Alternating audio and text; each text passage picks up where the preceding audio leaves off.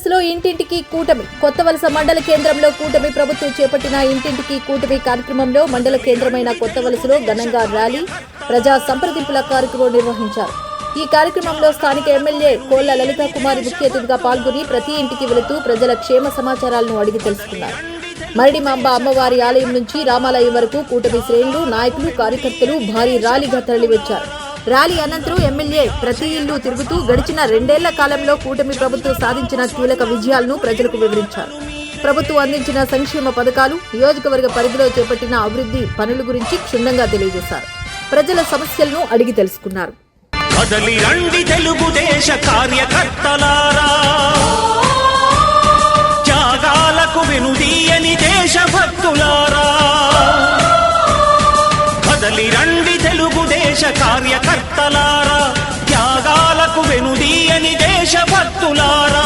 నందమూరి ఆశయ రథ సారథ్యం మీదే, చంద్రబాబు స్వర్ణాంధ్రకు నిర్మాతలు మీరే. ఇంటింటికి తెలుగుదేశం కూటమి ప్రభుత్వ పరిపాలనా విధానాలు, కూటమి ప్రభుత్వం యొక్క అభిమానం చాటుకున్న ఘనత కొత్త వలస మేజర్ పంచాయతీ నా కుటుంబ సభ్యులని మరొక్కసారి మీ అందరికీ చేతులు జోడించి నమస్కరిస్తూ, ఇవాళ పండగ వాతావరణం చేశారు తల్లి. ఇక్కడ ఇది ఎంతో అదృష్టం. మనం అందరం చూసాం ఆనాటి ప్రభుత్వ పరిపాలన, ఆనాటి ఒడిదొడుకులు, ఆనాటి ప్రభుత్వ విధి విధానాలు, ఆనాటి ప్రభుత్వం ప్రశ్నిస్తే ప్రజలపై దౌర్జన్యాలు, అఘాయిత్యాలు, ఆనాటి ప్రభుత్వం ఎవరైనా ప్రశ్నిస్తే ఎవరైతే ఈనాటి కూటమిలో ఉన్న పార్టీ పెద్దలు ఉన్నారో వాళ్ళ మీద కూడా తప్పుడు కేసులు బనాయించి ఆనాడు కక్షపూరిత రాజకీయాలు ఆనాడు ఎలా చేశారో రాష్ట్ర ప్రజలంతా కూడా మనం అందరం గమనించాం. అందుచేతనే 24 ఎన్నికల్లో కూటమి ప్రజాప్రతినిధులందరినీ గెలిపించాలని, మళ్ళా సుపరిపాలనకు నాంది పలకాలని, రాష్ట్రాన్ని అభివృద్ధి సంక్షేమాల్లో మళ్ళా ముందుకు తీసుకెళ్లే నాయకత్వం రావాలని ఎలా చేశాం.